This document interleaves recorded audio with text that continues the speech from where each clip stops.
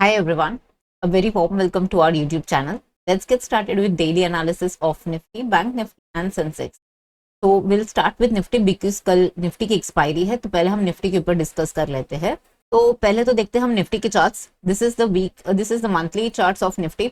Still no problem, जैसे कि हर एक month it is closing on a higher note. कल एक ही दिन बची है ये मंथ एंड के लिए, तो देखते हैं कल क्या होता है। पहले वीकली में आते हैं हम। वीकली में भी यहाँ पर हमें दिख रहा है कि यहाँ पर काफी सपोर्ट्स के पास में ये मैंने जो लाइंस ड्रॉ किए है ना, ये बेसिकली 15 मिनट के है, सो इसके लिए मैं वीक से हटा रही हूँ। ठीक है, तो यहाँ पर हमने देखा कि निफ्टी जैसे ही 21,900 950 के आसपास आती है वीकली में, अगर आप देख पा रहे हो ये पर्टिकुलर जोन जो पहले एक रेजिस्टेंस हुआ करता था, जैसे ही ब्रेकआउट हुआ अब ये सपोर्ट के इस सपोर्ट जैसे वर्क कर रहा है। और यहाँ पर हमने लगभग इसको ऑलमोस्ट एक हैमर पैटर्न फॉर्मेशन होते हुए देखा है। बट इंपॉर्टेंट क्या है कि हैमर के ऊपर क्लोज होना चाहिए। तो अगर आप लोगों ने अभी तक हैमर का वीडियो नहीं देखा होगा तो please go and check that out. I put it on the description box as well. तो कल इंपॉर्टेंट रहेगा कि ये 22,200 के ऊपर क्लोज हो पाती है या नहीं, ये देखना बहुत इंपॉर्टेंट होगा। और अब चलते हैं हम डेली में। अगर आप लोग को याद है, एक हमारे पास ये 13 मार्च का एक बहुत बड़ा डाउन कैंडल हुआ था, जहां पर मार्केट निफ्टी में ओपनिंग से नीचे तक ऑलमोस्ट 500 पॉइंट की सेल ऑफ हुई थी। उसके बाद अगर आप देखोगे तो निफ्टी बिल्कुल ये पर्टिकुलर रेंज में इनसाइड कैंडल्स बना रही थी। सिर्फ 2 दिन के लिए उसने नीचे के तरफ क्लोज किया है। फिर अगर आप देखोगे तो मोटा मोटी फिर से वही रेंज में घुस चुका है और उसी रेंज को ट्रेड कर रहा है, जो कि 21,900 ऑन द डाउन साइड है और ये 22,200 ऑन द अपसाइड है। ये डेली के इसमें बता रही हूँ। अब हम उसको और भी छोटे इससे अगर देखना शुरू करेंगे तो यहाँ पर ये साफ दिख रहा है कि पहले तो मार्केट इसके ऊपर टिक नहीं पा रही थी फॉर सम रीजन। ये एक ही दिन था जहां पर इसने टिका था, ये वाला छोड़ दीजिएगा। अगर यहाँ से देखोगे तो this was only one day, और उसके बाद अगर हम देख रहे हैं तो ये पूरी की पूरी कैंडल ऊपर बनी है। हाँ, यहाँ पर से सेलिंग जरूर दिख रही है, बट एटलीस्ट ये जो हम कहते हैं ना higher lows, candle by candle अगर आप देखोगे तो आपको दिखेगी वो। अगर आप देखोगे ये जो लेवल है, ये लेवल देखिए काफी बार टेस्टेड है। अब आप देख पा रहे हो कि डेली में ही ये लेवल जो है ये 3 बार टेस्टेड है, और ये लेवल है 22,200 की। जैसे ही मार्केट में 22,200 ब्रेक हो जाएगा उसके बाद हम देख सकते हैं मार्केट एटलीस्ट, फिर तो मार्केट मतलब यहाँ तक तो डेफिनेटली जाएगा। ये 22,450 22,550 वगैरह ये वाले सब लेवल्स चले जाएंगे। और आज जो निफ्टी को इतना अपमूव करने की जो मदद की है वो टोटली मोटा भाई को उसका क्रेडिट जाता है, because 100 points was up and Reliance itself was doing the heavy weightlifting.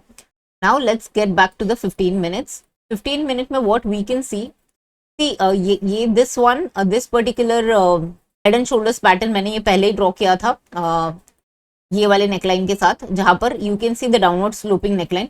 But I will show you one more जो कि फॉर्मेशन में है। अभी मैं इसको हाइड कर रही हूँ ये ड्रॉइंग्स को, एंड ये क्लीन है स्ट्रेट। अब हम इसको देखते हैं। अगर आप देखोगे ये लाइंस को अगर आप ड्रॉ करोगे तो ये भी एक हेड एंड शोल्डर्स पैटर्न है। ये अपवर्ड स्लोपिंग ट्रेंड लाइन के साथ है। अब इसका शायद ब्रेकआउट होना बाकी है प्रॉपरली, तो इसको इसको भी एक head and shoulders, inverse head and shoulders, sorry this is not an head and shoulders, it's an inverse head and shoulders, जो कि एक बुलिश पैटर्न है। अगर आपको इसके बारे में, इस पर्टिकुलर पैटर्न के बारे में सीखना है या जानना है तो please comment on the this particular video कि देन आई विल आने वाली वीडियोस में I will definitely make the one video dedicated to this particular pattern. Me और आदित्य कोई भी हम बना देंगे इस पे। ये पर्टिकुलर अगर ऐसा देखोगे तो ये एक अपवर्ड स्लोपिंग नेकलाइन के साथ ये एक हेड एंड शोल्डर्स पैटर्न बन रही है। इसका टिपिकली मूवमेंट जो होती है वो जो आपकी जितनी ये पर्टिकुलर हेड है जो कि 434 मतलब 435 पॉइंट्स जो भी है, 450 पॉइंट्स के आसपास इसकी इतनी मूवमेंट आ सकती है। तो ये हुई है जो मैंने पहले से ड्रॉ करके रखी हुई है, ये वो वाली हेड एंड शोल्डर्स है। पर अगर आपको, और उसकी मैंने टारगेट्स ऑलरेडी मार्क किया हुआ है, वो ये दो टारगेट्स है 22,245 और 22,460 वाली, ये दोनों टारगेट्स है इसकी। अब हम देखते हैं यहाँ पर क्या हुआ है 15 मिनट में। अगर आपको ये बहुत डिस्ट्रैक्ट कर रहा है तो आई जस्ट डिलीट दिस, और उसको बाद में हम लोग वापस कर लेंगे। ठीक है, तो अगर आप देख रहे हो 15 मिनट में आपको ये दिख रहा होगा यहाँ पर हमने डेली में देखा 3 बार रेजिस्टेंस लिया था 22,200 के आसपास, ये बिल्कुल वही है। ठीक है, अब लेकिन एक अच्छी बात यह है कि मार्केट कहाँ ना कहाँ यहाँ पर वेट जरूर कर रहा है, यहाँ पर मार्केट वेट जरूर कर रहा है। इसका मतलब ये है कि मार्केट यहाँ से थोड़ा सा मतलब सेलर्स का जो होल्ड है वो अब थोड़ा वीकन हो रहा है। बायर्स का जो स्ट्रेंथ है that you can clearly see that it's increasing. Now there is one more trend line जो आप ड्रॉ करके रख सकते हो, वो है ये पर्टिकुलर ट्रेंड लाइन। ये अगर आप ट्रेंड लाइन देख रहे हो तो ये ट्रेंड लाइन एक वर्क कर रही है। I just make this in black. तो ये ट्रेंड लाइन जब तक होल्ड कर रही है, हमको वैसे भी थोड़ा ज्यादा डाउन साइड के बारे में नहीं सोचना चाहिए। और सेकेंड एंड मोस्ट इंपॉर्टेंट, जब तक 22,000 का लेवल जो कि राउंड नंबर है, जो मार्केट ने काफी दिनों के हिसाब से सपोर्ट लिया था, इनफैक्ट लास्ट वीक अगर हमने देखा था ये पूरा उसने 2 दिन बिल्कुल 21,900 के नीचे ट्रेड किया, बट जब वीकली क्लोजिंग की बारी आई तो उसने 22 के ऊपर दिया है। तो जब तक ये लेवल नहीं टूटती है तब तक हमको बहुत ज्यादा बेरिश नहीं होना है। तो इसका मतलब ये है कि हमको बहुत ज्यादा बुलिश होना है। द आइडिया इज अभी तक मार्केट साइडवेज ही है, थोड़ा सा अपमूव हो जाता है शार्पली, फिर साइडवेज होके फिर थोड़ा सा गिरावट आ जा रही है, ऐसा आज का मार्केट है। जैसे कि यहाँ पर भी देखोगे फ्राइडे को शार्प अपमूव था और क्लोजिंग के समय पे लास्ट के 2-3 कैंडल्स ने उसने रेड बनाया, जैसे आज भी किया है। तो मैं ये नहीं कह रही हूँ कि आपको बेरिश नहीं होना है, इसका मतलब एकदम अग्रेसिवली बुलिश होना है, बट अग्रेसिव बुलिश होने के चांसेस अब आ रहे हैं। क्योंकि अब ये अगर आप देख रहे हो ये 22,200 जैसे ही मार्केट ये लेवल को ब्रेक करेगा, फिर हमारे पास एक्चुअली अगर आप देखोगे फिर हमारे पास ये और ये रेजिस्टेंस है डायरेक्टली। वैसे तो अगर आप डेली में देखो तो कोई खास रेजिस्टेंस नहीं है, इसके लिए मैंने आपको डेली का चार्ट पहले दिखाया। अगर ये लेवल ब्रेक हो जाता है तो उसके बाद डेली में तो कोई खास रेजिस्टेंस है नहीं। तो ऑफ कोर्स मार्केट ऐसा नहीं ना कि एकदम से चला जाएगा, तो उसको वेट कर करके जा सकता है, but the idea is it's clearly buy on dips, क्योंकि 15 मिनट में भी lower highs lower low structure को उसने ऑलमोस्ट ब्रेक कर चुका है अब। और इसके ऊपर हमको बेसिकली क्लोजिंग चाहिए थी, इसके लिए इसके ऊपर अगर हमें अच्छी बात यह है कि आज एटलीस्ट हमें 22,100 के ऊपर की क्लोजिंग मिली है। अब आई जस्ट शो यू उसकी भी इंपॉर्टेंस। ये देखिएगा, इसका क्लोजिंग देखिएगा, look at the closing, it is 22,096 and can you see the closing of ये वाला कैंडल आज की, वो 123 के ऊपर है। तो ये 22,100 के ऊपर वाली जो क्लोजिंग है वो काफी दिनों के बाद आई। ये पर्टिकुलर कैंडल जो कि 14 मार्च की थी, उसके बाद आज आई है 27 मार्च के बाद, 27 मार्च। तो क्लोजिंग बेसिस पे हमने फाइनली 22,100 को कॉन्कर किया है। अब हमें क्लोजिंग बेसिस पे 22,200 चाहिए, उसके बाद देन फिर हम लोग स्मूथली अपमूव एक्सपेक्ट कर सकते हैं। ऐसा भी हो सकता है कि कल मार्केट थोड़ा सा रुक रुक के चले, हालांकि मैं फिर भी थोड़ी सी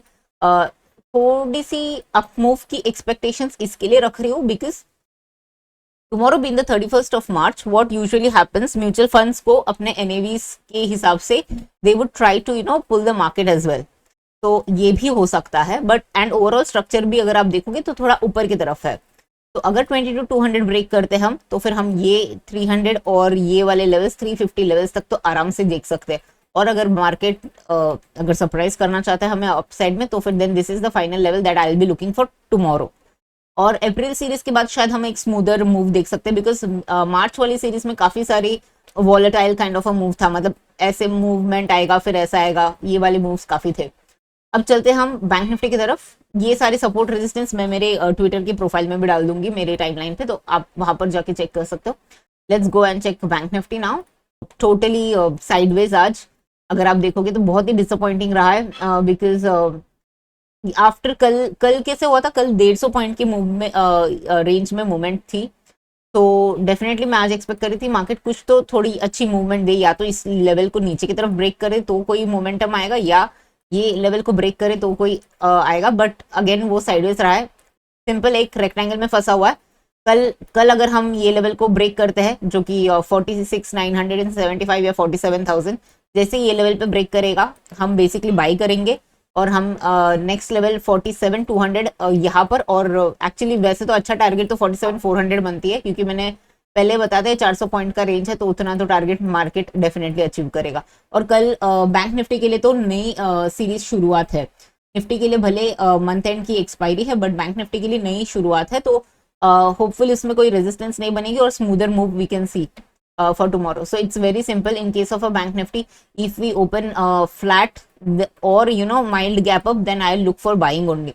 If we open with a gap up, then if at all it tries to come down, तो ये फिर जो एक रेजिस्टेंस बनी है जो कि बहुत बार टेस्टेड है, फिर ये this will act as a support. ठीक है, तो बैंक निफ्टी में तो बाइंग के ही रुझान है, अनलेस हम लोग ये लेवल के नीचे जब भी ब्रेक होगा उसके बाद मैं देखूंगी उसको कि क्या करना है, बट अदरवाइज मेरा जो व्यू है थोड़ा अप मूव की तरफ है बैंक निफ्टी के लिए भी। अब चलते सेंसेक्स में।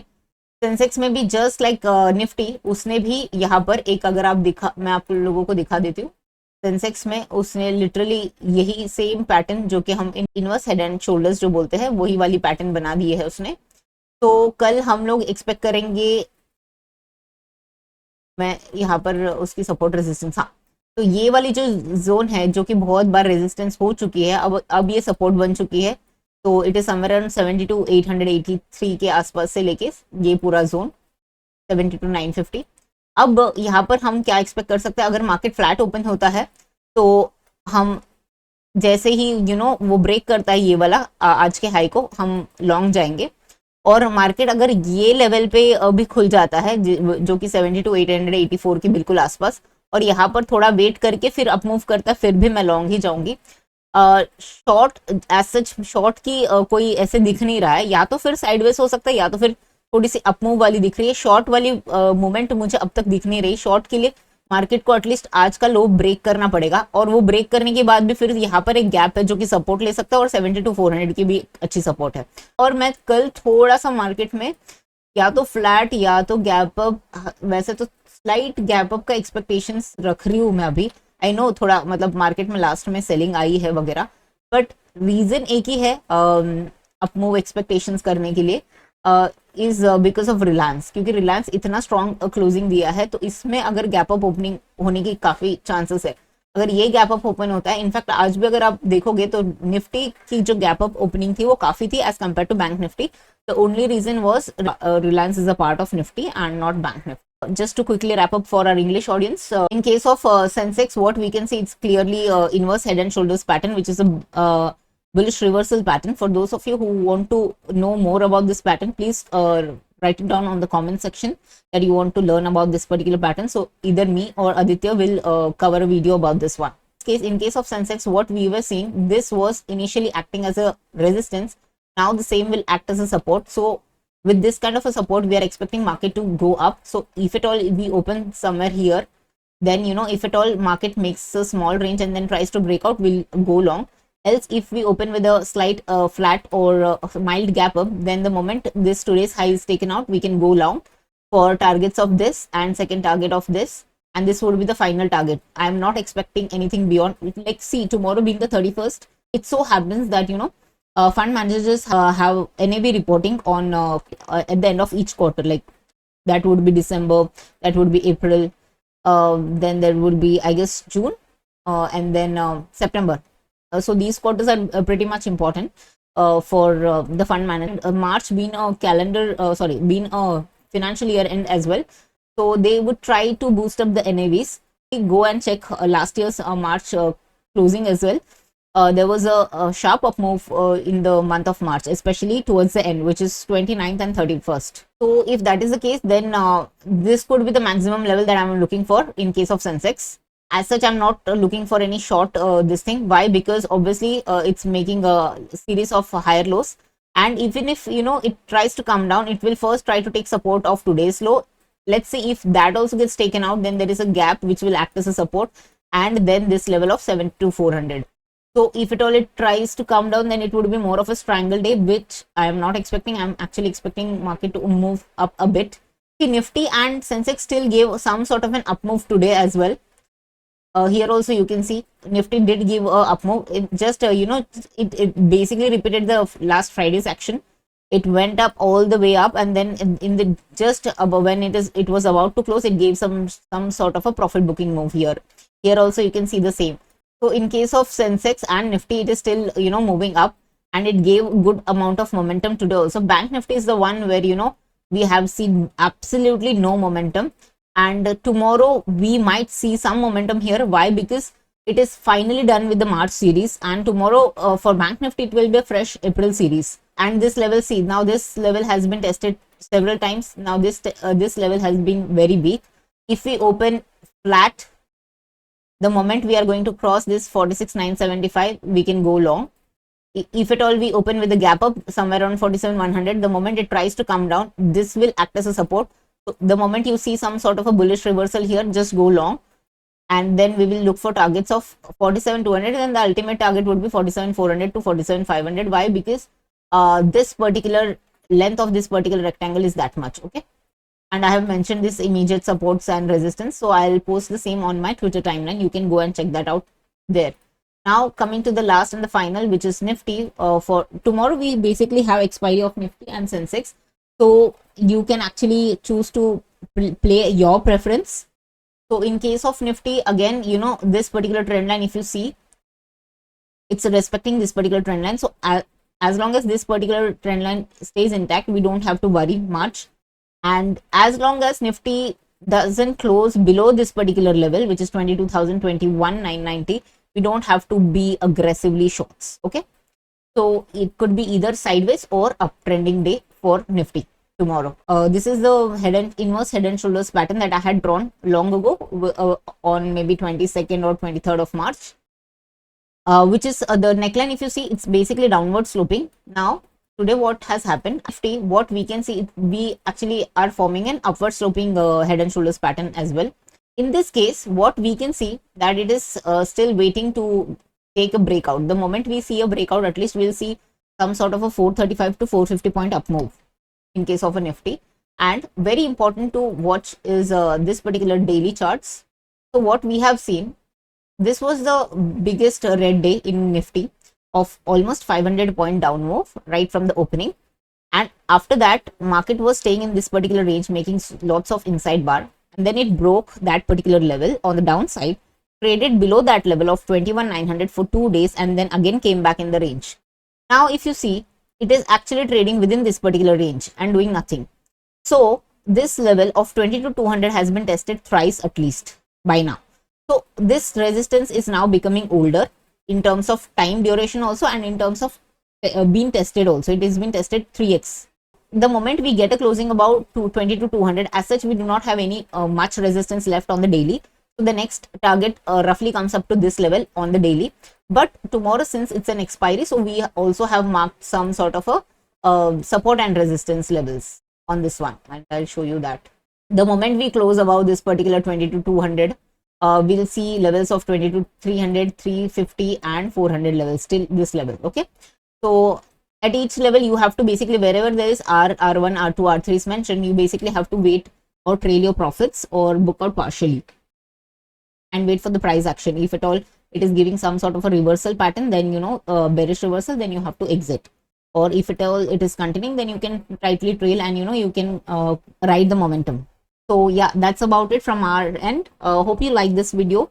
And if you really like this video, please show some sort of appreciation by hitting on the thumbs up button. That's about it. See you tomorrow. Bye bye.